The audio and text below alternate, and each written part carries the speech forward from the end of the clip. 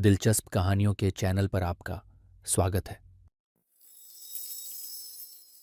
ये कहानी है एक चतुर बुढ़िया की, जो गांव के किनारे एक छोटी सी झोपड़ी में रहती थी। वह न सिर्फ अपने ज्ञान और समझदारी के लिए मशहूर थी, बल्कि उसकी चालाकी और बुद्धिमानी की कहानियां दूर दूर तक फैली हुई थीं। लोग उसे सम्मान से अम्मा कहकर बुलाते थे, और जब भी किसी के घर कोई अनहोनी या अजीब घटना होती, तो लोग उसी के पास सलाह लेने आते थे। एक दिन गांव के कुछ लोग घबराए हुए अम्मा के पास पहुंचे। उन्होंने कहा, अम्मा, हमारे घर में कुछ अजीब हो रहा है। हमें समझ नहीं आ रहा कि क्या करें। आप हमारी मदद करें। अम्मा ने थोड़ी देर सोचा और फिर पूछा, बेटा, पहले ये तो बताओ कि आखिर हुआ क्या है। गांव वालों ने कहा, अम्मा, अगर आप हमारे घर चलेंगी तो खुद ही देख लेंगे। यह ऐसी बात है जिसे हम ठीक से समझा नहीं पा रहे हैं। अम्मा ने सहमति में सिर हिलाया और उनके साथ चल पड़ी। गांव वाले अम्मा को लेकर जिस घर में पहुंचे, वहां का दृश्य देखकर अम्मा भी दंग रह गई। घर के अंदर दो एक जैसी शक्ल वाली लड़कियां खड़ी थीं। दोनों एक दूसरे के समान दिख रही थीं। उनके कपड़े, हाव भाव, बालों की छोटी तक एक जैसी थी। अम्मा ने चौंक कर पूछा, ये तो जुड़वां होंगी।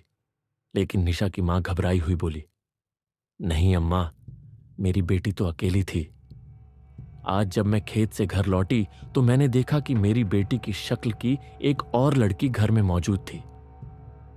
जब मैंने पूछा कि निशा कौन है, तो दोनों कहने लगीं कि वही असली निशा है। गांव वाले भी परेशान थे, क्योंकि किसी को समझ नहीं आ रहा था कि असली निशा कौन है और नकली कौन। अम्मा ने आंखें बंद करके कुछ सोचा और फिर धीरे से मुस्कुराई। वह समझ चुकी थी कि यह कोई सामान्य घटना नहीं थी। फिर उसने दोनों लड़कियों को पास बुलाया और बोली, अगर तुम दोनों में से कोई असली निशा है तो मैं अब भी इसका फैसला कर सकती हूं। जो भी सच में निशा है, वह मेरे घर से मेरी छड़ी ला कर देगी। यह सुनते ही दोनों लड़कियां कुछ पल के लिए शांत हो गईं।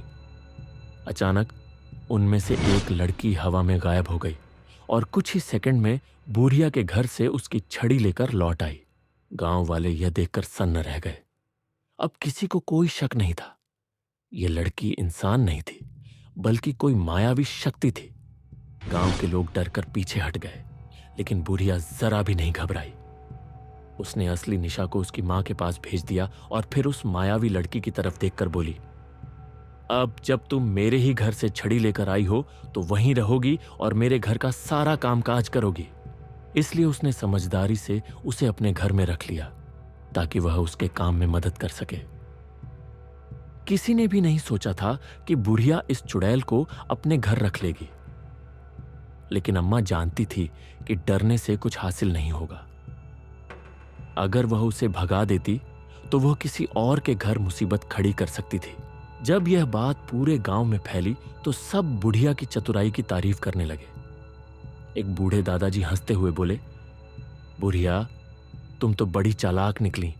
ना सिर्फ गांव की वाहवाही ली, बल्कि अपने घर के लिए एक काम करने वाली भी ले आई। बुढ़िया यह सुनकर ठाका लगाकर हंस पड़ी।